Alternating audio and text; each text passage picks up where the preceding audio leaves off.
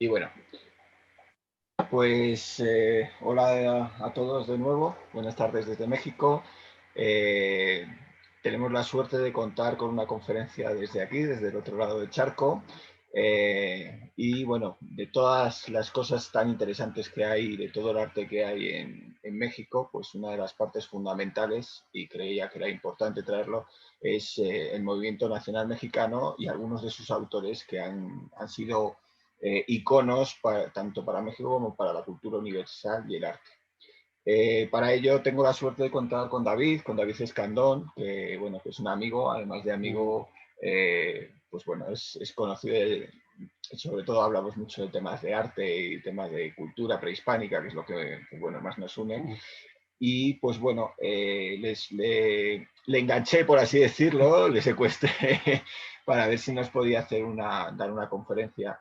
Y él encantado, ha accedido. Muchas gracias, David. Con todo gusto. Y bueno, pues lo tenemos por suerte hoy, esta tarde aquí con nosotros. Y bueno, pues por presentarle brevemente algunas de las cosas en las que él trabaja actualmente. Él es maestro, él imparte clases sobre arte, cultura mexicana.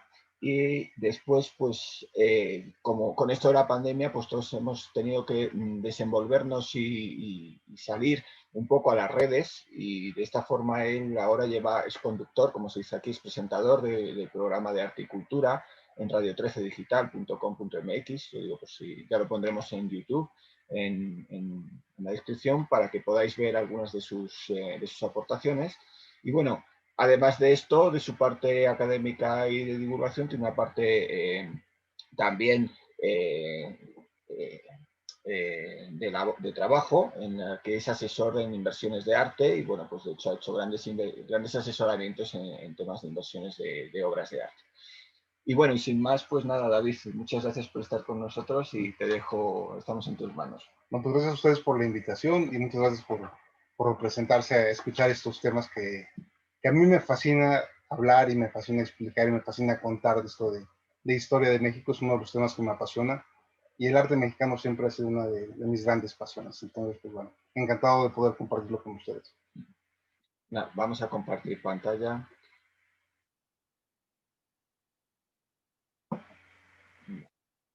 Bueno, el tema que nos iba a ocupar originalmente y de manera amplia es el movimiento nacionalista mexicano. Esto es el movimiento artístico que hubo en México más o menos de 1922 a 1970 o 60. Digo que es este periodo porque México está pasando por una revolución, acaba de terminar una revolución social muy importante, más o menos paralela a la de Rusia, con un resultado muy diferente afortunadamente. Entonces, uno de los más importantes artistas que forman esta corriente es Diego Rivera. No es el único, pero sí es uno de los más conocidos. Son Diego Rivera, David Alfaro Siqueiros, José Clemente Orozco, de los principales pilares de este movimiento. Tal vez la figura de Diego es algo como, como embajador de la cultura mexicana, es algo más significativo. No quiere decir que sea el de mayor talento, porque los otros dos artistas son de personas de un relevante talento y de gran creatividad y que tuvieron aportaciones a la plástica mexicana y universal igual de importantes, ¿no? Entonces, vamos a empezar con Diego Rivera, que es el pilar de este movimiento. Diego Rivera nace el 8 de diciembre de 1886 en Guanajuato. Guanajuato es una ciudad colonial muy cercana, bueno, a unas cuantas horas de la Ciudad de México, y es un estado fundamentalmente católico, muy católico. Entonces, Diego nace y tiene un hermano gemelo, llamado Carlos. El nombre completo de Diego es Diego Martín de la Concepción, Juan Nepomuceno, Estanislao de la Rivera y Barrientos, Acosta y Rodríguez. Mejor le decimos Diego Rivera, porque no vamos a estar repitiendo eso cada vez que hablemos de él. Bueno, tiene este hermano gemelo, y desde muy chico el hermano parece que era más bonito que él, que era más gordito que él, más sano que él. Él era un poco más flaquillo, más ojón, menos agraciado. Y la madre tenía predilección por este hermano bonito. Tristemente, a los 3 años, este hermano que era más bonito muere. y la madre cae en una depresión muy profunda. Diego también fue muy difícil para él. Dicen que buscaba a su hermano pensando que estaba escondido en alguna parte de la casa o en algún armario o en alguna cajonera. Y pues es la primera pérdida fuerte a la que se enfrenta Diego. Y después la madre cae en una depresión tan profunda que mandan a Diego con su nana a vivir al pueblo de su nana para que ella lo cuide. Esto es de una significancia muy grande. Porque Diego en este pueblo ve una realidad social diferente a la que él tenía. Sus padres eran de una posición acomodada y en este pueblo, lógicamente, está en contacto con campesinos, con obreros, con mineros, con gente de una condición social diferente y él puede percibir esa diferencia, además de que puede sentirse identificado, pues porque él no era el preferido, porque él era, hasta cierto punto, había sido hecho a un lado, como todas estas personas en la sociedad mexicana. Entonces, bueno, ahí empieza la historia de Diego, Diego Niño. Y después, a pasar la... ¿no?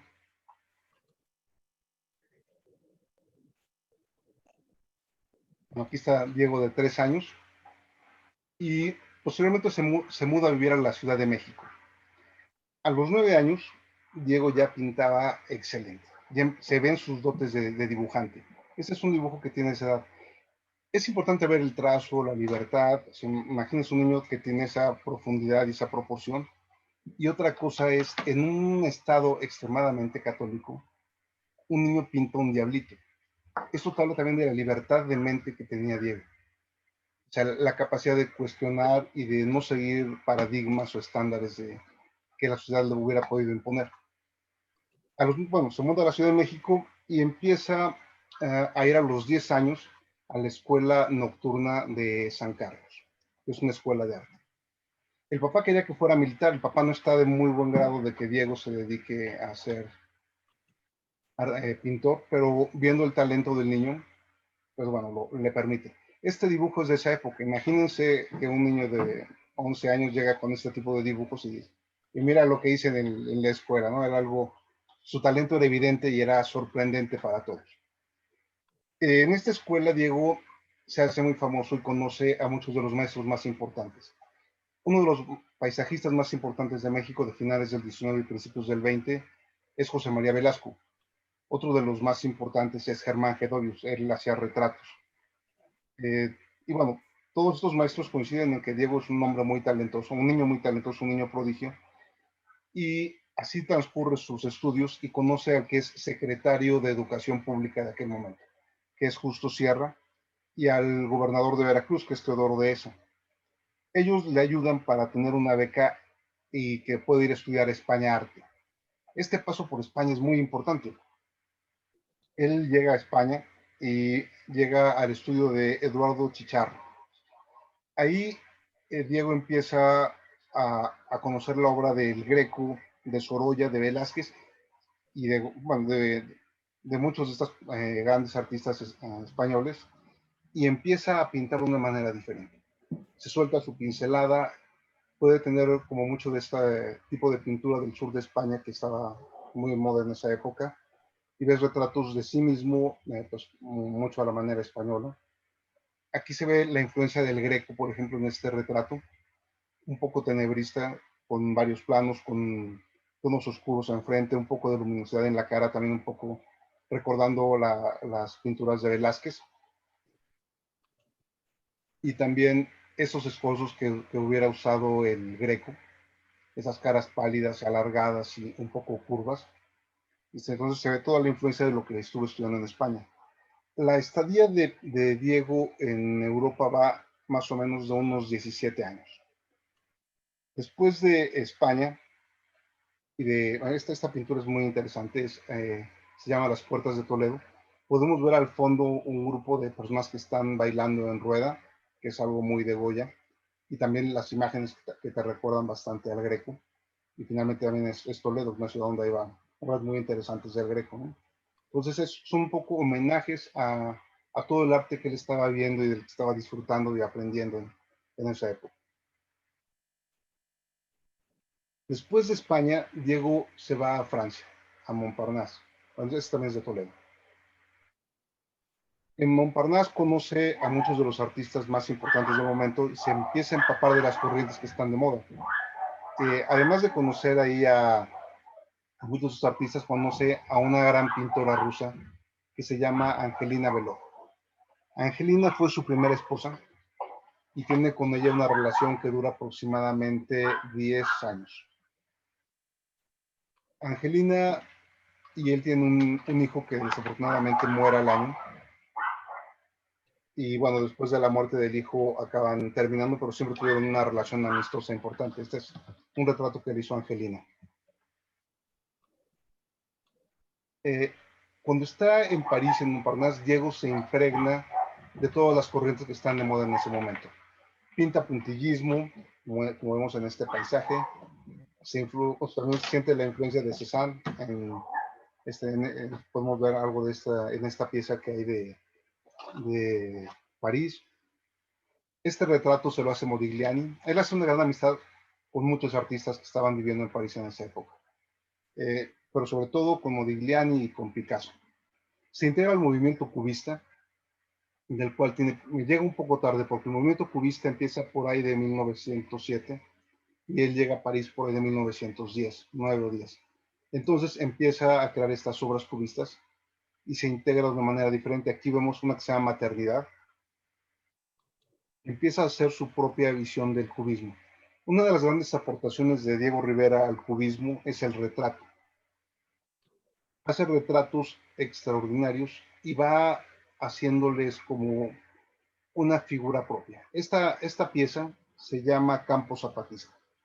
Esta pieza es muy importante y se cree que es la mejor obra cubista de su año porque mezcla varios elementos. Es la primera vez que asoma un elemento nacional mexicano.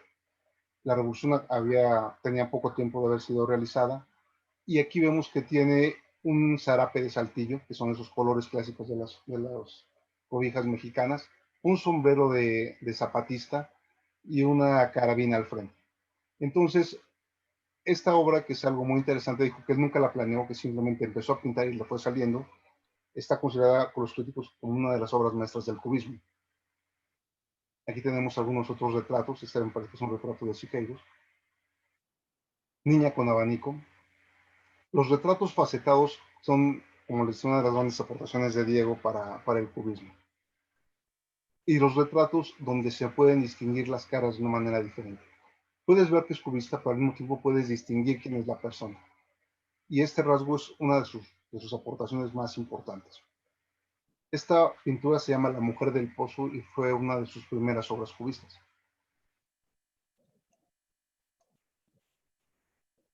Aquí podemos ver, además del facetado, las dos dimensiones en las que está la persona retratada. Una es de frente y otra es de perfil. Esto también tiene una construcción como un poco más con proporciones neoclásicas, pero al mismo tiempo con ese clásico facetado que hace de sus retratos cubistas de las piezas más buscadas. Hay muchos paisajes también con la influencia de Cézanne. Y bueno, después de esto, Diego es invitado a México a participar en una exposición en 1910. En 1910, exactamente el 20 de noviembre, él estrena su exposición en México. Y la mayor parte de sus obras, una parte de sus obras las adquiere Carmelita Romero Rubio, que es la esposa de Porfirio Díaz, y otra parte la adquiere el Ministerio de Cultura mexicano. Para hacer su primera exposición en México y haber vendido todo, fue algo extraordinariamente exitoso. Pero exactamente ese mismo día estalla con toda su fuerza la Revolución Mexicana. Diego se regresa a París, sigue pintando y sigue viajando, y es ahí donde conoce a David Alfaro Siqueiros. David Alfaro Siqueiros, que es la persona que está en su pantalla, es otro de los grandes artistas de México. Y es considerado, las pinturas de David y de Siqueiros y de José Clemente Orozco, que son los dos muralistas más importantes, son consideradas patrimonio cultural de la humanidad y también de México. Por supuesto, son de los pilares de nuestra cultura. David era una persona extraordinariamente revolucionaria. Era un hombre violento, aguerrido, talentoso, y eso se puede distinguir en sus pinturas. Tú ves la pintura de David Alfaro Siqueiros, parece que te está reclamando, parece que te está recordando, parece que te está invitando a luchar, parece que te está diciendo no permitas una injusticia como no lo voy a permitir yo. Entonces, sí los invitaría en algún momento a revisar algo de la pintura de Siqueiros, o tal vez haya tema para otra plática, ¿no? Siqueiros y Rivera y Orozco se empeñan en crear un movimiento nacionalista mexicano, rescatando los valores indigenistas y que tengan varias características. Por ejemplo, esta obra tiene que ser pedagógica, tiene que ser social, tiene que ser rescatar los valores indigenistas y étnicos de México y de una estética nacional. Entonces, se enfrascan en este movimiento y hacen un manifiesto. Y este manifiesto queda como el precedente más importante del movimiento nacionalista mexicano. Después de esto, Diego hace un viaje por Italia de 2 años. En Italia conoce pues, los grandes maestros, las obras del Renacimiento, y por esta época hay un secretario de Cultura en México que se llama Vasconcelos, y Vasconcelos es un hombre de avanzada, un hombre brillante, inteligente, que invita a Diego a decorar algunas de las paredes más importantes de la Escuela Nacional Preparatoria o Bachillerato, como dicen en España, de la Secretaría de Educación Pública, del Palacio de Gobierno. Entonces se invita a Diego a venir, aquí está, con Siqueiros. La relación de Siqueiros y de Rivera dura toda la vida y tiene partes en las que son grandes amigos, otras que no se llevan bien, otras que son enemigos, otras que piensan muy diferente, porque ambos eran muy apasionados y ambos amaban la política y buscaban mucho la justicia social, que era un pensamiento pues, que estaba muy en boga en México en esos días. Cuando Vasconcelos llama a México, el primer trabajo que hace es en la escuela, es el auditorio de la Escuela Nacional Preparatoria en México. Podemos ver aquí la influencia de lo que había visto en Italia. Y también podemos ver algo de su pensamiento mágico y esotérico. Él era masón y pertenecía a una logia llamada Rosacruz Quetzalcóatl. Entonces, esto le puede dar un poco de lo que había en la mente. Creo que cada obra de cualquier artista es un reflejo de lo que hay dentro de su mente y dentro de su corazón. Si analizamos la obra de Diego Rivera desde este punto, vamos a ver cómo hay pues, diferentes momentos en los cuales está interesado en diferentes cosas, ¿no? En contenido social, en contenido místico, en contenido esotérico, en contenido estético, ¿no? Bueno, esta parte, como les decía, cuando la ve Vasconcelos dice, me parece extraordinaria, me gusta mucho, pero quiero algo más nacionalista, algo que rescate los valores nacionales, y esto está muy bien, pero todavía es un poco italiano. Entonces empieza a hacer obras diferentes. En esta obra, por ejemplo, vemos a Frida Kahlo repartiendo armas a los obreros como en una señal de defensa de la libertad y de la justicia. Vemos a Emiliano Zapata, que es uno de los íconos de la Revolución Mexicana, pidiendo tierra y libertad para los campesinos como figura central. Vemos cadáver que está aquí abajo, como hablando un poco del hombre como semilla de una sociedad diferente y más justa. Y el árbol que está atrás es un árbol de ceiba, que es un árbol sagrado para los mayas. Entonces, un poco vemos que los campos mexicanos han sido fecundados a través de la vida de los campesinos y han sido regados con lágrimas o con sufrimiento. Pero finalmente el fruto y la cultura han florecido. Es por esta época cuando conoce a su primera esposa, Guadalupe María. Diego, bueno, a su segunda esposa, perdón, ya había terminado con Angelina, después de la muerte de su hijo conoce a Guadalupe. Más o menos esto toma año y medio. Creo que Diego no podía vivir sin amor y no sé qué pasaba con él, pero toda su vida era un constante desfile de mujeres importantes y bueno, de muchos amores. Guadalupe Marín, también conocida como La Gata, porque una mujer con ojos muy, muy claros, Era una mujer muy bonita, según cuentan, y atractiva y de un carácter muy, muy fuerte. Pues bueno, ella acompaña a Diego en esta época. Cuando hace los murales del Ministerio de Cultura, surge algo muy importante. Es que Diego ya se suelta por completo retratando un carácter nacional. Hace muchas representaciones de lo que son las fiestas mexicanas, las fiestas nacionales, y en esta fiesta, que es una fiesta del Día de los Muertos, podemos ver las calaveras, que fueron una constante en su obra, en el fondo de atrás, que están bailando, que son enormes muñecos articulados que se usaban mucho en las fiestas del Día de Muertos, de hecho todavía se usan en muchos lugares. Vemos otra cosa que es la quema de los Judas. En México, el día de Viernes de Dolores, se acostumbra a quemar al Judas. Quemar al Judas es un muñeco de cartón que se llena de cohetes o de pirotecnia y se le prende fuego. Y siempre se acostumbra que son los enemigos del pueblo a los que se representan con Judas, como si fueran traidores. Aquí representa un poco a algunos militares con los que no comulgaba, al clero y a la burguesía, que él ve como un poco como enemigos del pueblo, que están, por eso los están quemando y los están tronando arriba de ellos. Aquí es un baile típico de México que separa una persona con este sombrero y los que bailan alrededor van tejiendo una red mientras bailan. Un baile típico mexicano. Eh, Esto pertenece a otro mural y es sobre la minería, sobre cómo la riqueza de México, la riqueza minera no siempre se extrae de la mejor manera, sino que pues cuesta tristeza, cuesta sacrificio de muchas vidas y de personas y de mineros. Este otro es el baile, la fiesta de Santa Anita. Santa Anita era un canal que atravesaba la parte lacustre de las orillas de México e iba hasta el centro de la ciudad. Y había una fiesta en la cual se llevaban flores, se elegía a la mujer más bonita o la flor más bella de elegida, como decían.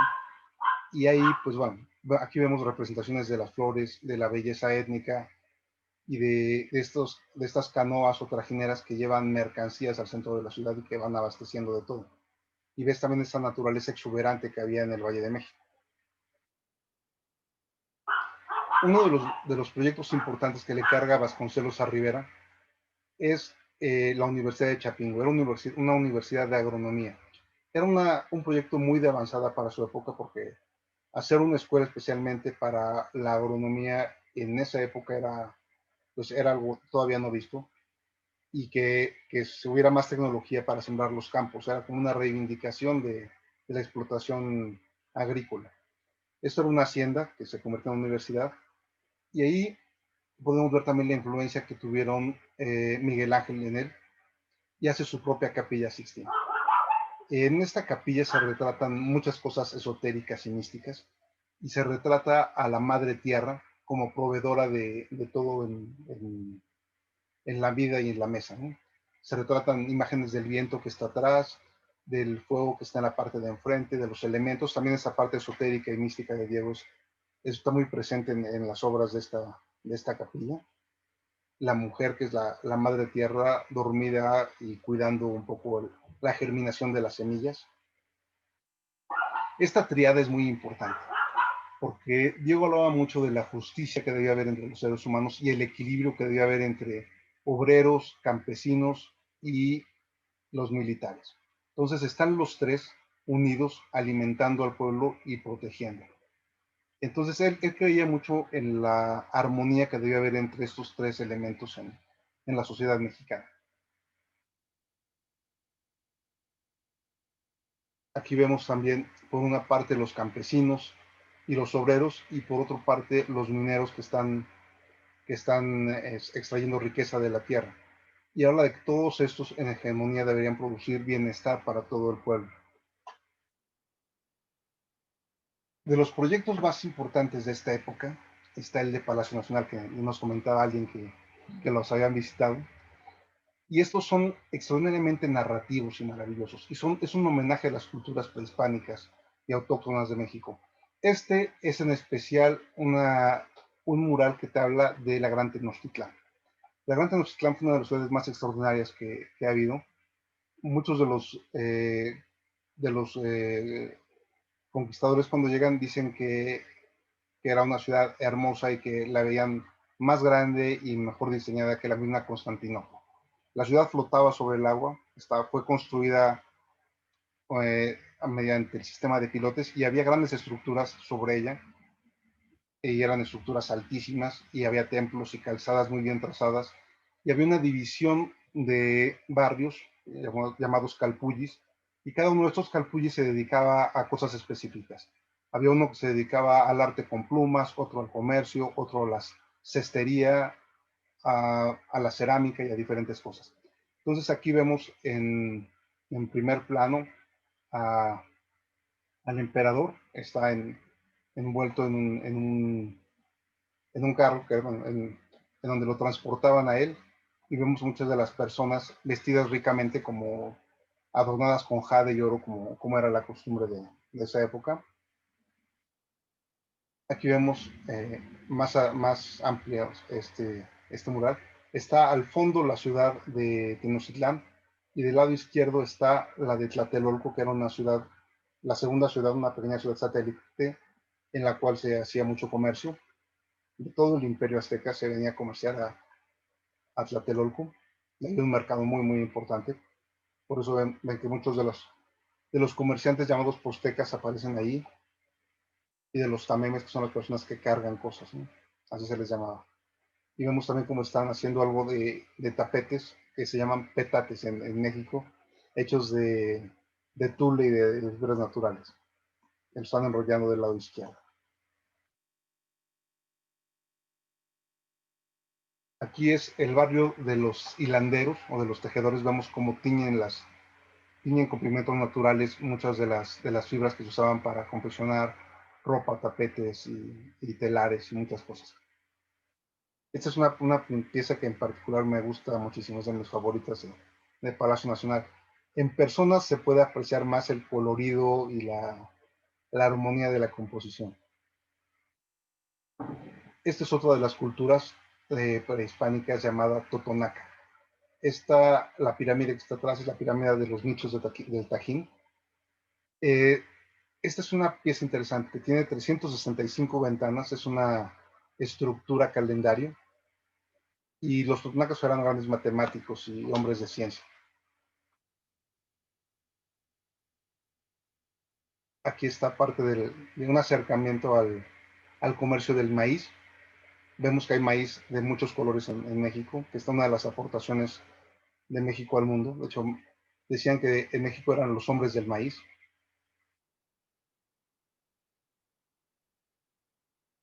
Y por esta época pasa algo extraordinario. Bueno, se termina la relación de Diego con Lupe Marín, y cuando él estaba pintando los murales de la Escuela Nacional Preparatoria, había un estudiante que era muy traviesa, una niña que le gustaba ir a molestar a Diego y le gritaba: panzón, ahí viene tu esposa, porque si Diego estaba con alguna amiga o con alguna de las modelos que ocupaba para pintar, le gustaba ir a molestarlo continuamente. Eh, esta, esta mujer, porque aquí están dando un poco las imágenes, esta niña que vemos aquí aparece en la vida de Diego. Tiene una vida extraordinaria. Nace en una familia acomodada en el entonces Coyoacán, que era un lugar, una pequeña ciudad cerca de la Ciudad de México, que ahora ya es parte de la ciudad, porque la ciudad creció mucho. Y esta niña era hija de un fotógrafo llamado Guillermo Calo. La va pintando, cada vez que tenía tiempo la retrataba y tomaba fotos que permiten ver el... Se lo estoy poniendo difícil. Bueno, cada vez que tenía tiempo, pues bueno, la pintaba y la retrataba tanto como podía, ¿no? Poco a poco vamos viendo cómo se van definiendo las facciones que hicieran tan famosa Frida. Aquí está Frida ya jovencita, y esta niña Frida sufre un terrible accidente después de que está en la preparatoria. En un autobús, bueno, en un tren, es embestida por un camión y sufre un gran accidente, y un tubo del tren acaba atravesándole parte de la matriz y pasa muy cerca de la columna. Frida ya había sido una niña que había tenido polio, entonces tenía una pierna más delgada que otra, y acaba pasando este accidente y queda muy dañada físicamente. Este tiempo en el que está físicamente pues, en muy mal estado, enyesada, convaleciente en una cama, es cuando Frida empieza a pintar. Esta pintura nos habla un poco de ese accidente. Ve como no solamente la atraviesa la columna, sino que siente que le atravesó el corazón. Porque Frida era una de las pocas mujeres que estudiaba en esa época. Cuando se prohibía a las mujeres estudiar, no era frecuente. Ella decidió estudiar. Ella se dedicaba, o sea, se vestía de hombre cuando quería. Era una mujer muy transgresiva, ya desde joven. Y después de este periodo empieza a pintar y se acerca a Diego cuando está pintando los murales de la Secretaría de Educación para llevarle sobre, decirle, bueno, sé que usted es el gran Diego Rivera, ¿qué le parece mi trabajo? Aquí está narrando el accidente. Estas cosas se llaman exvotos. Exvoto es cuando un santo o la Virgen o alguna imagen te hace un milagro, se acostumbraba a narrar ese milagro en una sola imagen y escribir un agradecimiento y pegarlo. Este exvoto es de los papás de Frida para agradecer a la Virgen el que haya salvado a su hija en ese accidente tan terrible. Aquí vemos, le lleva a Frida sus trabajos a Diego. Diego se sorprende mmm, por la imagen de esta joven que había madurado mucho en este poco tiempo y que estaba en un momento, pues, empezando a crear y se empezaba a vislumbrar el genio de artista que también había dentro de ella. Pero bueno, regresando un poco a la parte anterior de Frida, eh, Diego es invitado a Rusia por todas estas obras de contenido social. Diego pues llama la atención de los embajadores de la Unión Soviética, que ya era en ese momento, y lo invitan a participar en el aniversario de la Revolución de Octubre, pues porque era un pintor con alto contenido social y ellos querían un poco de ese contenido social en el arte de Rusia. Cuando llega a Rusia, bueno, él comulga con las ideas del comunismo, se enamora del concepto de igualdad y de justicia que había en ese momento, o que él creyó percibir. Le fascina la figura de Lenin, le disgusta mucho la de Stalin, porque ve el peligro de la dictadura que Stalin representaba. Entonces se afilia al partido y se queda pintando mucho tiempo en Rusia. Pinta una serie de retratos de niños, porque también encuentra la similitud entre las etnias rusas y las etnias mexicanas. Si ven la proporción de las caras son parecidos y resalta mucho que el color de ojos es diferente y los colores de la piel también, pero las similitudes y las proporciones de las caras son muy parecidas. Entonces, bueno, mientras está en Rusia, conoce a León Trotsky, que es uno de los grandes idearios de la Revolución Rusa. También está por esa época en Rusia algunos de los compradores de Nelson Rockefeller. Entonces, Trotsky habla con ellos y les dice que si quieren pintura verdaderamente revolucionaria y vanguardista, la busquen en México, en Diego Rivera. Entonces, Diego Rivera es contratado para hacer diversas obras, toda la parte de Frida, para hacer diversas obras en Estados Unidos. Ya está casado con Frida, empieza esta historia extraordinaria. Hay muchas anécdotas de la unión de Frida y Diego. Dicen que cuando Diego fue con un poco de temor a pedirle al padre de Frida que le permitiera visitarla y tener una relación con ella, iba un poco temeroso, pero el papá de Frida le dice, tengo que decirle que mi hija está verdaderamente loca, es incontenible, es indomable y tenga usted mucho cuidado. lejos de decirle que que cuidado, trate bien a mi hija, le dijo, tenga mucho cuidado porque mi hija no la controla nadie. Y tenía razón. Entonces, bueno, es llamado a hacer estos murales a California, siempre con contenido social. Este es de la Escuela de Arte de California. También hace la Bolsa de Valores en San Francisco. También dándole mucho sentido que California algún tiempo perteneció a México y lo resalta mucho en la historia de California también, dándole un poco de cámara o dándole presencia a las imágenes de los independentistas mexicanos. Esas son algunas de las obras que hizo en California. Y en eso viene un encargo muy, muy importante. Nelson Rockefeller le encarga que haga un mural en el vestíbulo del Rockefeller Center, del Radio City Music Hall. Ahí exactamente le encarga el mural principal. Y el mural que Diego hace es este. Es El hombre controlador del universo. Esta obra es lo más transgresivo que puede haber para su época y más pensando que le iba a poner en el corazón del capitalismo. Muchas de las personas que estaban a cargo de este proyecto le decían a Rockefeller, ¿cómo vamos a vender pisos en este edificio cuando el pintor que está haciendo el vestíbulo pone contenido comunista en su mural? Porque si vemos del lado derecho, hay una idealización del comunismo en la cual aparece Lenin, que era una de las personas que él admiraba tanto. Pone mucha gente haciendo deportes olímpicos y sacando como lo mejor de sí mismo. Los obreros están como en igualdad y en armonía. Y del otro lado pone en una pequeña esquina varias personas de sociedad disfrutando la vida y los placeres junto con Nelson Rockefeller. Y del otro lado una parte científica, otra parte armamentista muy amenazante y una parte de denuncia de la explotación de los hombres. Entonces Nelson Rockefeller le dice que tiene que cambiar el mural. Diego se niega, Nelson lo despide y bueno, hicieron creer que el mural fue destruido, porque lógicamente no podían tener esa imagen en el corazón del capitalismo, ¿no? Una imagen con Lenin ahí como héroe. Parece que no fue destruido. De repente dicen que el mural fue guardado. Espero que sí, porque sería una pena que una cosa tan maravillosa haya sido destruida. Aunque años después en México es invitado a reconstruir este mural y a volverlo a pintar, y está este mural que estamos viendo es el que está en el tercer piso del Palacio de Bellas Artes en la Ciudad de México. Y bueno, digo, es una pieza extraordinaria de la que pudiéramos hablar muchísimo, ¿no?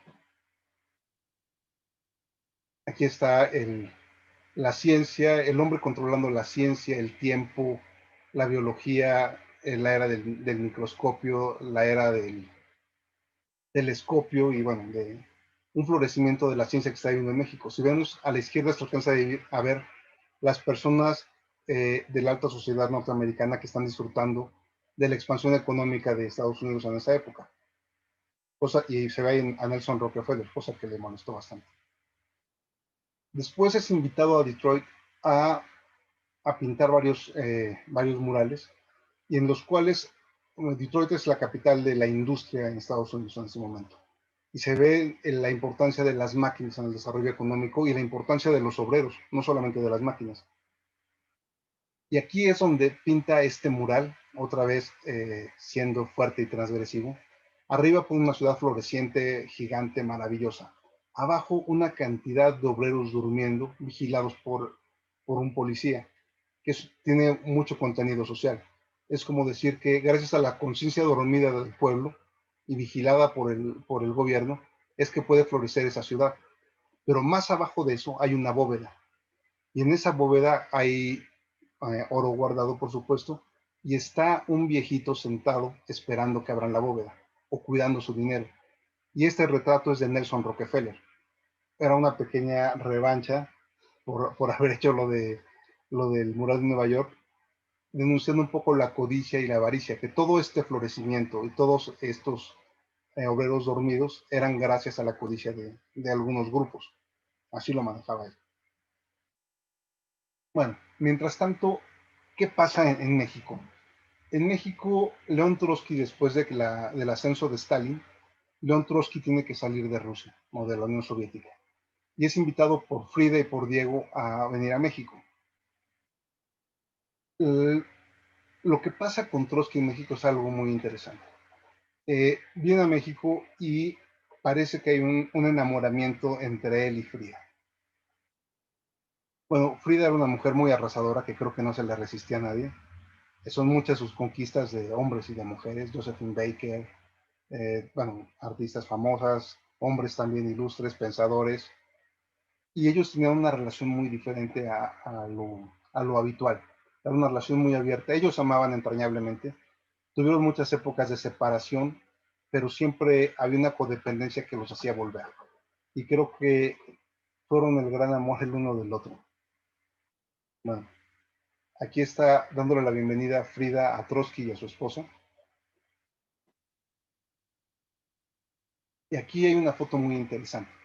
Está Diego Rivera con León Trotsky y con André Breton, el padre del surrealismo. Todos ellos hicieron una gran amistad. Eh, Aquí visitaron juntos México y bueno, Diego fue su anfitrión y conocieron muchas de los lugares más interesantes. Y también vino la esposa de André Breton. Como les decía yo hace un momento, a Frida no se le resistía nada. Hay una anécdota muy interesante que dicen que iban André Breton con su esposa, Diego y Frida, caminando a la celebración de la independencia al centro de México. Entonces de repente sonaron unos petardos y todo el mundo se fue corriendo pues, por el susto. Imagínense que Frida desaparece con la esposa de André Breton y André Breton desesperado buscando a la esposa y Diego le dice, no te preocupes, está con Frida. Pero ¿cómo que está con Frida? O sea, ¿por qué está con Frida y por qué no aparecen? Y resulta que se llevó a la esposa de André Breton 4 o 5 días de romance. A Diego le daba risa, André Breton se que estaba muy molesto y cuando regresa bueno, después de esta historia, lógicamente se regresa a Francia y dice que este país es más surrealista de lo que él puede soportar. Entonces, bueno, son numerosas las aventuras amorosas de Frida. Aquí está con Chabela Vargas, uno de sus amores más importantes. Chabela era una joven cantante, vibrante, maravillosa, extraordinaria y muy seductora, igual que Frida. Y bueno, parece que tienen aquí un maravilloso enlace. Pero Frida no era la única que se divertía, ¿eh? Diego también tenía por su parte muchas oportunidades de divertirse y de amar. Aquí está Cristina Cano, la hermana de Frida, y en algún momento una de las responsables de alguna de las separaciones de ellos. Eh, Frida se entera de que Diego tiene un romance con Cristina y esto sí le duele mucho, o sea, había cosas que aguantaba, pero ya lo de su hermana sí le dolió y tuvieron un rompimiento que luego se compuso. Aquí está Diego pintando a María Félix. También, ¿quién no se iba a enamorar de María Félix? Me imagino posando para ti tantas horas y platicando y una mujer tan seductora y tan interesante. Diego siempre dijo que fue uno de los grandes amores de su vida y en muchas cartas y en muchos dibujos siempre dice el sapo cantándole a su estrella, el sapo refiriéndose a él mismo y la estrella a María Félix. Este cuadro que le hizo tiene historias interesantes. Alguna vez María Félix vio este cuadro en su sala y cuando vio que era tan transparente el vestido se sintió desnuda. Entonces ella misma compró pintura blanca e iluminó las partes y coloreó las partes del vestido donde era muy revelador. Finalmente ese cuadro pasó por varias manos y se restauró y le quitaron eso que le pintó María, ¿no? Inconforme con su cuerpo tan expuesto y tan desnudo. Diego hizo muchos retratos de personas y de mujeres hermosas que pertenecen a la sociedad mexicana. Este retrato es de Pita Amor, una gran poetisa y también una mujer muy importante en la cultura mexicana. Este es de Dolores del Río. Hace poco platicaba con Miguel y me decía, pero qué mujer, qué ojos tan grandes. Y le explicaba que era una forma como narrativa, exagerar un poco ese detalle. Eh, Dolores del Río fue una gran estrella del cine mudo en Hollywood y en su momento fue la mujer mejor pagada de este cine. Hizo muchas películas importantes y claro, para el cine mudo era esencial tener unos ojos enormes porque era su única forma de comunicarse a través de la mirada. Y por eso fue que Dolores fue tan famosa en Hollywood en esa época, porque tenía unos ojos muy expresivos y bastante grandes. No tan grandes como los de la pintura, pero bueno, era una forma de representar esa mirada que expresaba tantas emociones. Aquí está una foto de Dolores del Río ya en una etapa posterior, en una pintura donde ella sirvió de modelo. Aquí está otro retrato de una actriz llamada Natasha Hellman. Es un retrato maravilloso. Y empieza a verse una estética diferente al retratar. Vemos alcatraces de una manera exuberante. Si pensamos que México era una zona lacustre, podemos imaginar que a la orilla del agua siempre crecen estas plantas de muchos tamaños. Hay alcatraces desde 4 centímetros hasta estos gigantes que pueden medir hasta 50 centímetros. Y vemos cómo van muy de acuerdo con la estética de los 30 y los 40. Son Es un retrato magnífico, que a mí me gusta mucho el escorzo del cuerpo de ella, como está dibujado haciendo una serpentinata y al mismo tiempo las flores la acompañan. Esta señora es Dolores Olmedo. Es una mujer muy, muy interesante y también es algo decisiva en la carrera de Diego Rivera. Esta señora está vestida con un traje típico del Istmo, bordado en flores, es un traje de tehuana, no sé si ya no hay hablar del término tehuana, pero son las mujeres de la costa de Oaxaca, que acostumbran a adornarse con mucho oro y muchas flores, y tienen pues un sentido muy bonito de la feminidad y del matriarcado y de muchas cosas. Esta mujer se hace muy amiga de Diego, y se hace una empresaria muy, muy exitosa, y tiene la mayor colección de obras de Diego Rivera durante su vida, y la cual dona al pueblo de México a través de un museo, que es la Casa de la Noria, que bueno, espero que algún día vengan por México para visitarla y que les va a gustar mucho. Y bueno, esta mujer aquí está, hace una gran amistad con Diego, y bueno, es una de sus mecenas de por vida. Esta es otra pintura. Muchas de estas pinturas de alcatraces iban a ser usadas o bocetos, iban a ser usadas para un mural que ya Diego no alcanzó a realizar.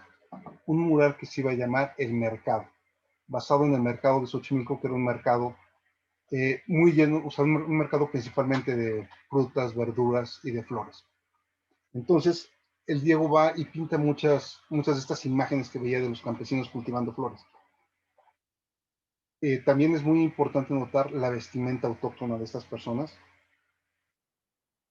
y cómo están integradas la naturaleza y los cultivadores de flores y de plantas. Creo que las obras de Alcatraz son de las más famosas de Diego y son de las más apreciadas por los coleccionistas. Estas figuras indígenas también vemos un poco geometrizados los tallos de los alcatraces y muy simplificada la imagen de la indígena que los está abrazando. Vemos que también juega mucho con los diferentes trajes étnicos, la cestería que hay, que es propia de la región.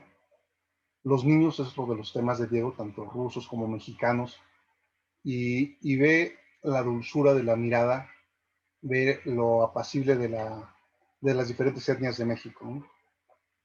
Y lo lleno de color que también es el folclore mexicano, de color, de formas y con una estética propia.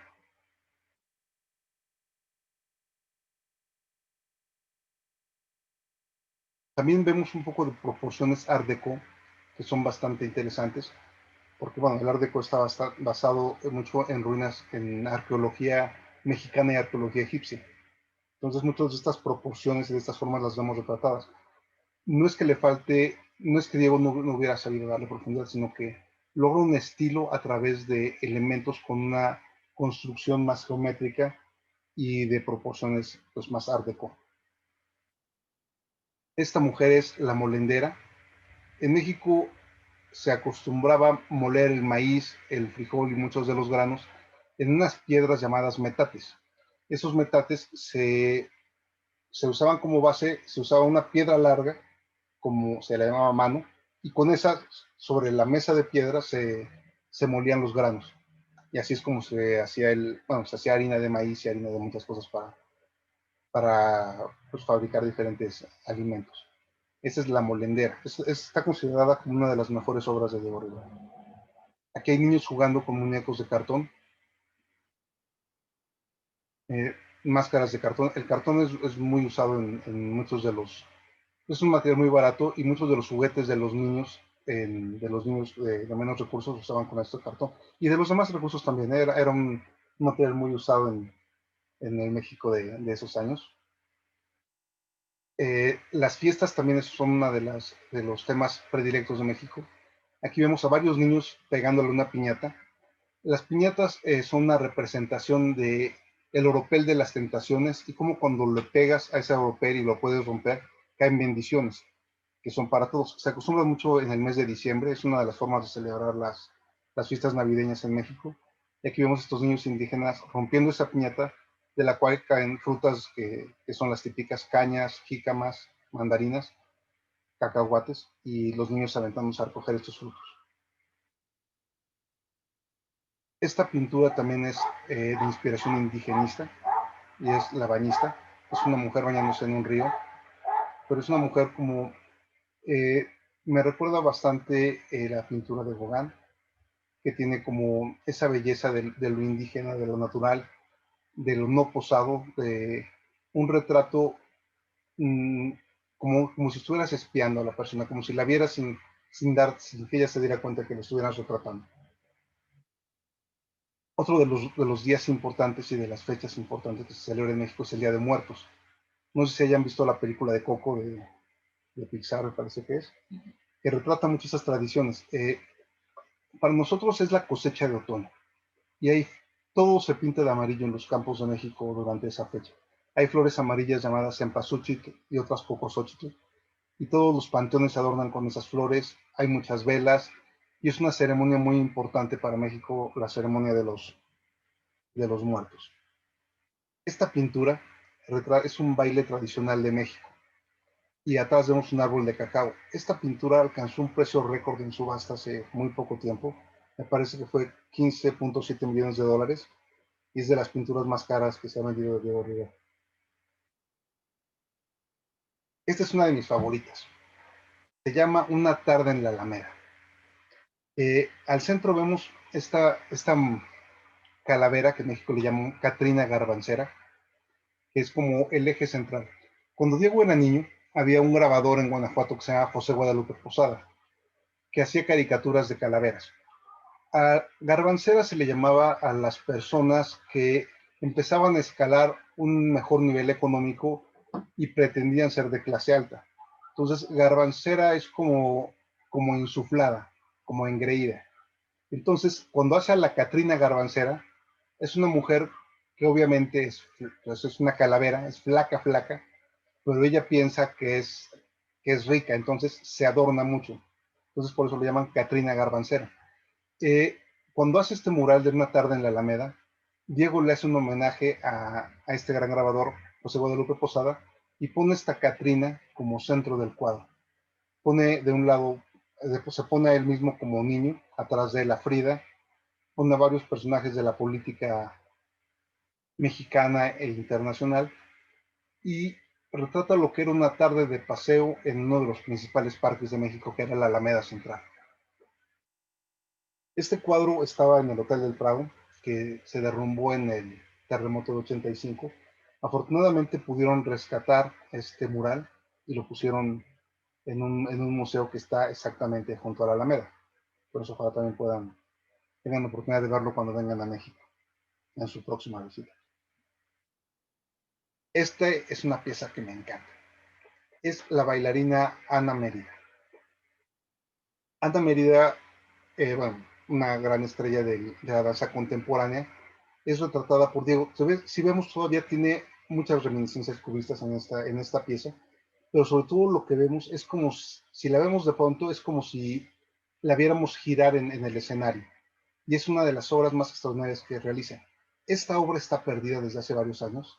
Tuvo un problema de herencias y no se sabe quién la tiene ni cómo está ahí. Si algún día la ven, por favor no dejen de avisarme, porque hay una recompensa por ella, porque estaba en un problema de litigios de herencias y bueno, pero es una obra maravillosa. Aquí está, aquí la busqué para ustedes y que desgraciadamente hace muchos años que no podemos verla. Yo recuerdo haberla visto en una exposición en México, en la gran exposición de Diego Rivera en el Museo Rufino Tamayo, hace unos 35 años o algo así.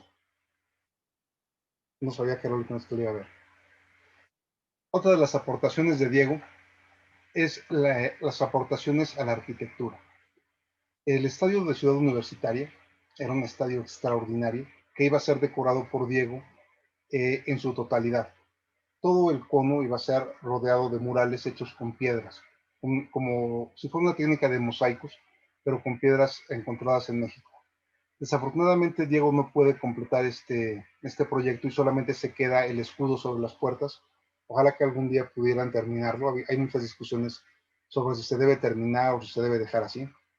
Pero bueno, toda Ciudad Universitaria es como un museo gigante donde hay muchos murales y este iba a ser el mural, el estadio, que era uno de los espacios más importantes, iba a ser otorgado a Diego para hacer este proyecto que, bueno, desgraciadamente no se terminó, pero lo que hay está muy bonito y está muy digno de verse. Diego en arquitectura fue también bastante interesante. Él, junto con el arquitecto Juan O'Gorman, que venía de la Escuela Internacional y Funcionalista, diseña dos estudios para él y para Frida. Esos estudios funcionalistas eran de vanguardia. Era crear edificios muy grandes, despojados de lujos y de adornos, y era hacer unas cosas que sirvieran y funcionaran muy bien, con un mínimo de materiales y un mínimo de esfuerzo. Estos son ahora actualmente museos. El de la derecha, que es azul, era el estudio de Frida. El de la izquierda era el estudio de Diego. Aquí se realizaron muchas de las obras más importantes de Frida en este lugar. En la Casa Azul se realizaron las dos Fridas, retrato con changos, varias obras importantes. Y por ese puente que vemos ahí arriba, Frida visitaba a Diego porque ambos eran personalidades tan fuertes que de repente requerían su espacio propio y estar juntos, pero no revueltos todo el tiempo, ¿no? Creo que con la pandemia hubiera sido algo muy sano de hacer en muchas de nuestras casas. Un puente para solamente visitar cuando, cuando necesitamos algo o queremos ver, y otro puente para alejarnos cuando requerimos espacio o tiempo para nosotros. Esto es considerada la gran joya y la gran herencia de México, de Diego a México. Es el Museo Anahuacán. Diego era un gran coleccionista de arqueología y diseña este museo inspirándose mucho en la arquitectura prehispánica, en cómo eran los templos aztecas o mexicas, con arcos mayas, bueno, falsos arcos mayas, y con, bueno, muchas de las cosas y elementos que usaban en esa arquitectura. Está en la Ciudad de México este museo, también les recomiendo mucho cuando vengan lo visiten. Es una obra excepcional. Y finalmente, mucho de lo que Diego Rivera ganó en su vida lo invirtió en este proyecto. Y eso y en sus ex esposas, porque no era barato. Ese vicio de tener tantas esposas resultó muy caro. Y bueno, aquí tiene el interior de la Nahuacali exponiendo muchas de sus piezas arqueológicas y de sus obras. También muchos de los estudios de sus murales están expuestos aquí. Si ven, hay mosaicos en el techo, en el piso, y todo está diseñado con nichos, como antes tenían a los ídolos, ahora tienen pues a los mismos ídolos, pero como obras de arte, ¿no? Tiene muchos ángulos y es un lugar extraordinario para visitarse. Por esta época empieza a pasar algo. La salud de Frida empieza a deteriorarse más y más. Eh, Frida cada vez está en un peor estado de salud. Tiene una exposición importante a la que le dice el doctor que no puede ir. O sea, la prohibición fue exactamente: Frida no puede salir de la cama para ir a tu exposición. Entonces, en la exposición, Frida llega en su cama, le pide a sus amigos que la arreglen como se arreglaba ella siempre, estaba muy mal, y la llevan cargando a su exposición. Le acababan de cortar las piernas, tenía muchos problemas tuvo que usar siempre ese corset de yeso para sostener su columna que quedó dañada por el accidente, y llega, o sea, a la exposición con el aplauso de todo el mundo, sorprendiendo la fortaleza de alma que había en un cuerpo tan dañado. Y bueno, finalmente, después de mucho tiempo, esta mujer extraordinaria que se atrevía a lo que no se atrevía a nadie y que nunca reconoció un límite ni aceptó un no en la vida, pues finalmente se despide de Diego y muere en el año 54. Aquí tenemos con su corset. Imagínense una persona que le piden, bueno, que le ordenan por prescripción médica usar un corset de yeso, y lejos de padecerlo, lo dibuja con todos sus símbolos y con todos los iconos que ella le gustaban. En el hospital se seguía peinando como se peinaba siempre, se enjollaba. O sea, nunca dejó de ser ella misma, era una persona con una gran fortaleza. Creo que cuando la gente colecciona Frida o compra Frida, lo que quiere es un pedacito de la historia de esta mujer que venció todo, que nunca aceptó límites y que pudo hacer lo que le dio la gana durante su vida. Frida muere y es velada en Bellas Artes. Le ponen encima de la bandera comunista porque ya era mucho de esta ideología. Y bueno, es un golpe devastador y fuerte para Diego, ¿no? La pérdida de esta mujer que tanto amó y con la que tuvo esta relación tan fuerte y tan difícil de entender a veces para los demás. ¿Qué es lo que hace valiosa la obra de Frida Kahlo? Esto es un breviario porque esto da para hacer muchas pláticas solamente sobre Frida, ¿no? Es que una mujer que sufrió tanto porque su cuerpo siempre estuvo dañado, hace una pintura que dice Viva la vida, que es de sus últimas pinturas, como una despedida. Viva la vida, que una mujer que tuvo innumerables abortos, que tuvo polio, que sufrió de la columna, que tuvo tantos problemas físicos, fue diabética, que le fueron amputadas las piernas. Escriba Viva la vida, es un recordatorio de qué te estás quejando en la vida, ¿no? ¿Cuál es tu problema? Si ella puede decir Viva la vida después de todo eso, tú de qué te quejas, es lo que regularmente nos recuerda. Y es la historia que la gente ama de Frida, ¿no? Esa alma que no se dejó vencer por nada, que fue más fuerte que cualquiera de sus problemas, que fueron muchos. Y esta, o sea, a causa de la diabetes, le son amputadas las piernas y hace este dibujo que para mí resume mucho de la vida de Frida. Dice, pies para qué los quiero si tengo alas para volar. Imagínense la belleza y la profundidad de este pensamiento de una persona que le acaban de cortar las piernas, que no dejó de arreglarse, no dejó de ser quien era, pese a las mutilaciones, todos los dolores que su cuerpo le infligía. Y bueno, este es el legado de Frida y de Diego como embajadores de la cultura mexicana.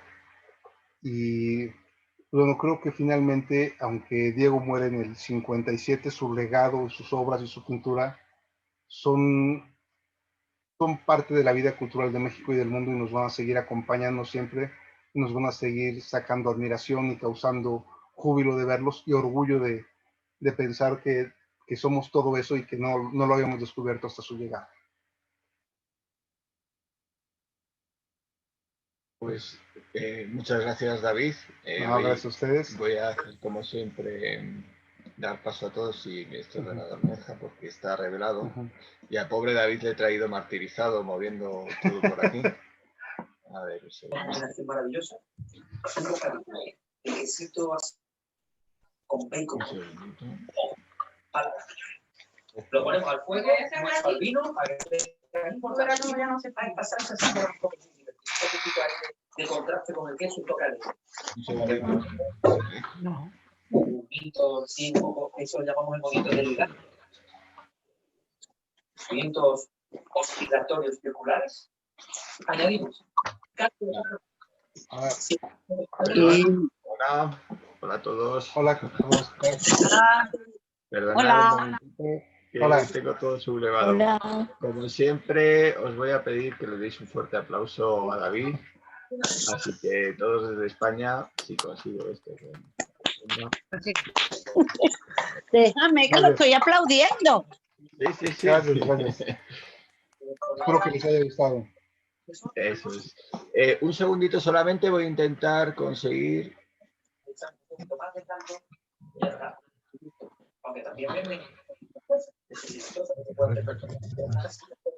A ver si lo controlo desde el móvil.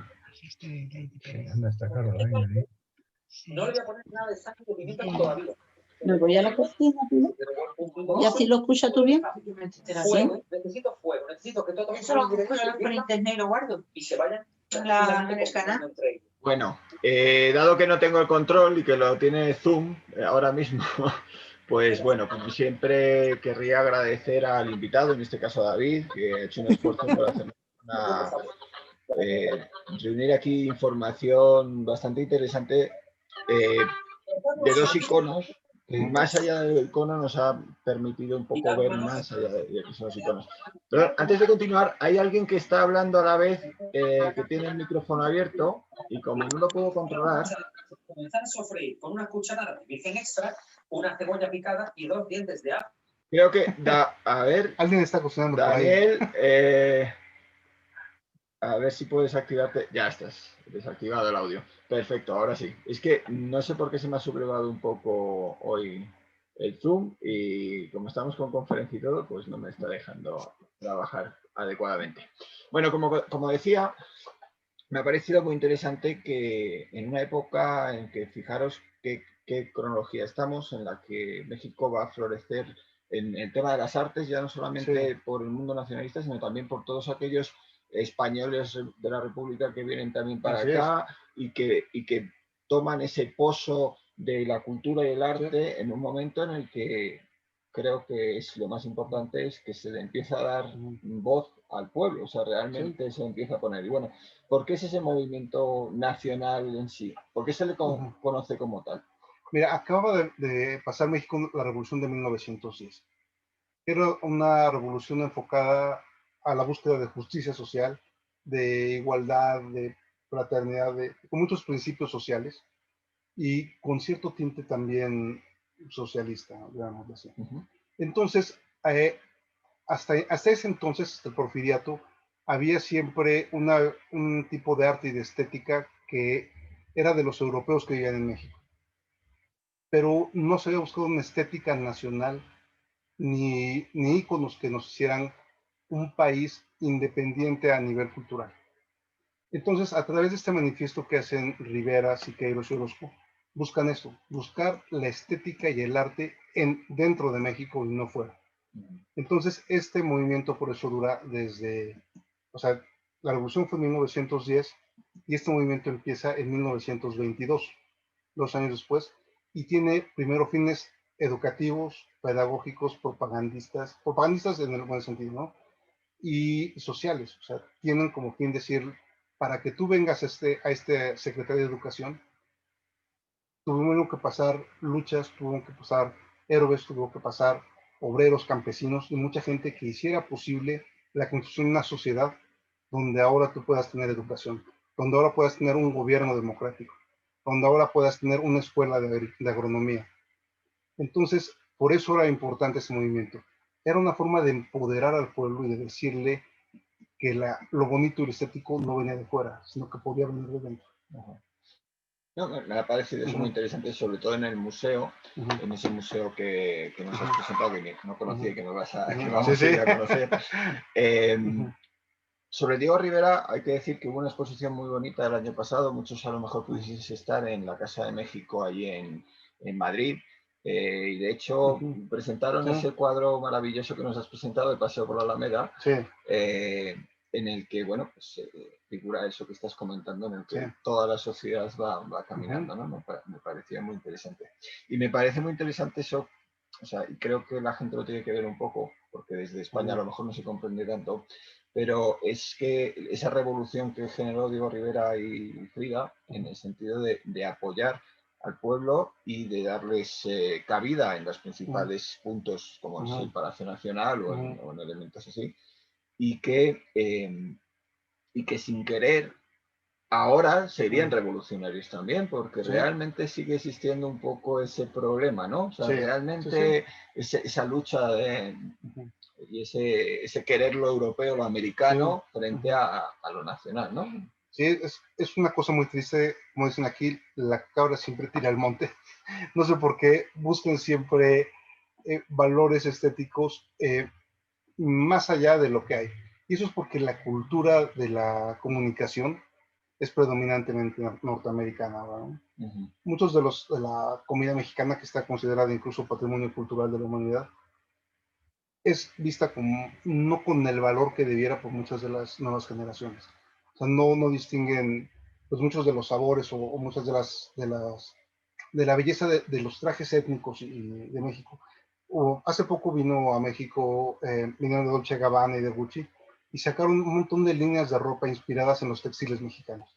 Pero fue necesario que los firmaran Gucci, Dolce Gabbana y todos ellos para poder comprarlos carísimos, todo cuando los hemos tenido siempre al alcance a un precio barato.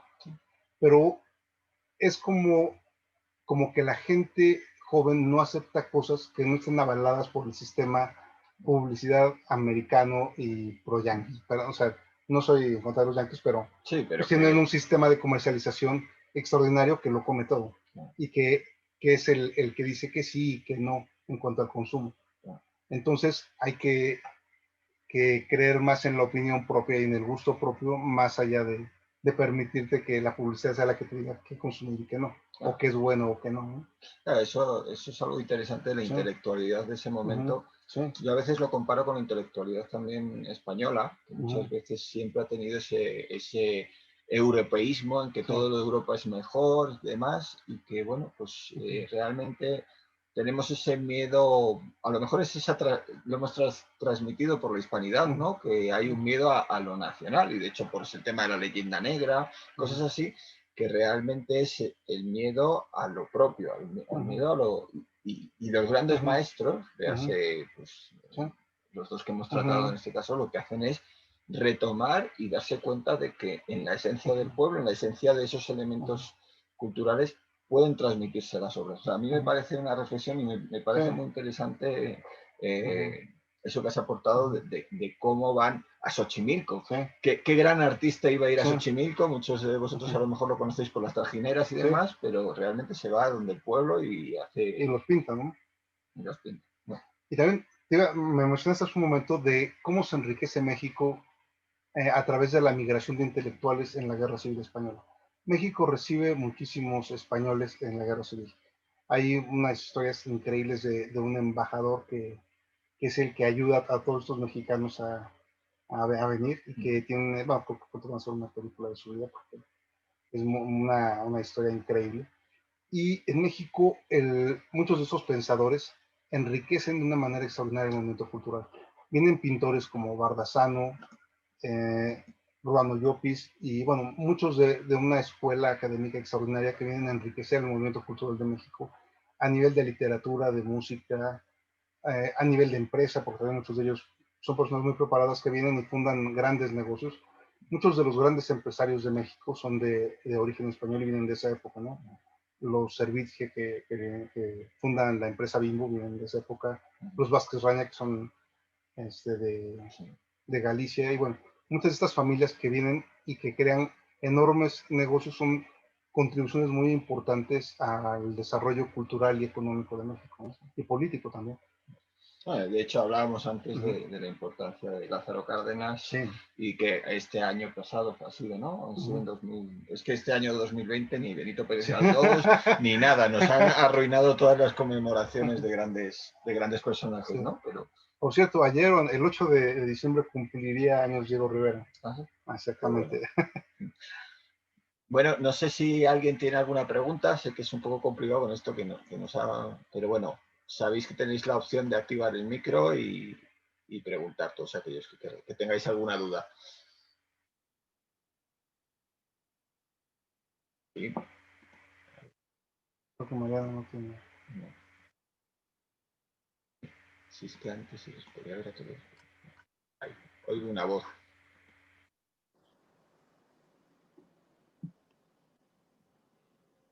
No, no hay una voz. Yo quiero contar una anécdota.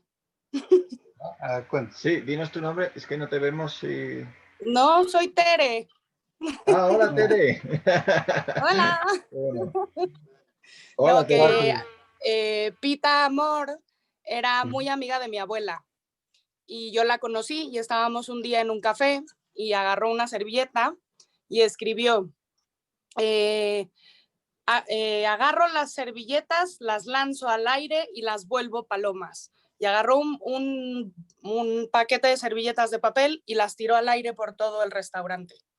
Entonces fue muy gracioso porque se acercó a alguien a regañarla y se volteó a la señora, que era una señora guapísima, ¿no?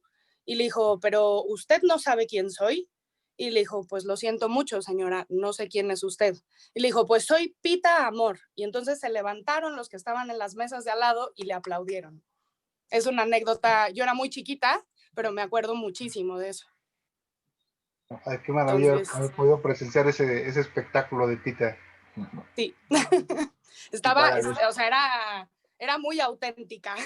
Y para los que no conocemos a Pita Amor, no digo porque hay más gente ahí detrás que seguramente no conozca a Pita Amor. David la mencionó, era...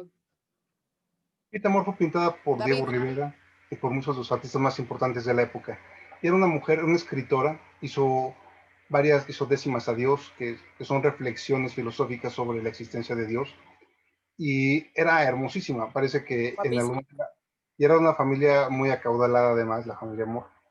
Y incluso hizo películas en Hollywood, y ella dice que le pagó todo su sueldo al director de cámaras para que sacara su cara en primer plano, y porque el dinero no le importaba, lo que quería era notoriedad. Entonces esta mujer la pintaron todos los artistas importantes, y era una mujer completamente diferente, excéntrica, aventurera, y fue también alguien muy importante para el mundo de la literatura y del arte en México. Qué bueno. Y qué suerte haber conocido a Pita. A mí me tocó verla caminando alguna vez de lejos en la zona rosa, pero no, desgraciadamente en esa época todavía no sabía bien quién era, ni sabía todas las cosas que ya me fui enterando con el tiempo, pero me hubiera encantado conocerla, algo así como lo que te tocó. Qué afortunada. No, además es que era una mujer impresionantemente guapa, o sea, donde fueras con ella se paraba la gente a verla, porque además tenía como muchísima personalidad, y la verdad es que yo tampoco sabía quién era Pita Amor, ¿no? Y con el tiempo, pues con una madre historiadora, fui sabiendo quién era Pita Amor.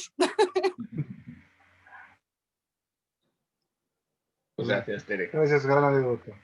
Así que, pues, la verdad es que hemos disfrutado durante un buen rato de este acercamiento a un país que realmente, al que debemos tanto y que las relaciones son tan estrechas. Nada más y nada menos, la última declaración de patrimonio inmaterial de la humanidad, que es tanto a Puebla como a Talavera, esa declaración de que la cerámica de ambas ciudades ha sido reconocida como patrimonio de la humanidad, pero tantas otras cosas que nos unen y que nos hacen comprender un poco más cómo somos y qué hemos sido, ¿no? Entonces, te agradezco, David, muchísimo. No, con mucho gusto. Intentaremos en otras ocasiones también hacer recorridos. Ya seguramente desde España Sí. hasta aquí, pero bueno, y a lo mejor hacemos algún recorrido que le estoy pinchando. Sí, así es. Y vemos alguna cosa física aquí en México. Así que sin más, no sé si tenéis alguna otra pregunta, ¿alguien más? Si no, ¿sí? ¿No? Bueno, pues si no, pues nos citamos no este miércoles que viene, sino el siguiente, donde tenemos una mesa redonda, donde vamos a tratar el tema de la restauración arquitectónica de fortificaciones, y donde desde el Ministerio de Cultura, algunos de los arquitectos que más trabajo han desarrollado, pues vamos a tratar temas espinosos. Vamos a hablar de un tema que es lo bueno y lo malo en la restauración de fortificaciones. Esta mesa lo que pretende es que la persona, vamos a ser 5 personas en esta mesa, donde vamos a dar esa opinión, y abrimos la mano a que el resto de personas también puedan intervenir y que también actúen en esta mesa redonda para intentar un poco avanzar sobre el controvertido aspecto de la restauración de castillos, que muchas veces sale en boga. Solamente nos damos cuenta cuando sale en los periódicos, a través de que Hispania Nostra lo haya metido en la lista roja, o que haya habido una restauración un poco de mezcla. Pero bueno, mientras tanto, pues nada, sin más, nos despedimos desde aquí, desde Ciudad de México, con un fuerte aplauso y último aplauso para David. Gracias. Y bueno, nos vemos entonces dentro de 2 semanas. Cuidaros mucho y nada, un fuerte abrazo. Hasta luego. Hasta luego. Adiós. Adiós. Gracias, David. Hasta luego y gracias. Muchas gracias. Muchas gracias, David. Encantado. Gracias, David. Un saludo. Besos. Caldo de carne, de nata y perejil fresco. Y hemos preparado la guarnición. El perejil fresco no era parte de la... ¿Nos van a dar ya de comer? Pero como ayer cambió... A ver si Mira, la carne. Y la pongo en un recipiente. ¿Por qué? Porque me va soltando... Hola, Teresa. Hola. ¿Cómo estás? Muy bien, Lola. ¿Y tú? Bien, muy bien. Estoy ahora mismo en la isla de frío. Estoy en casa de una amiga que he venido a Ya te visitar. veo.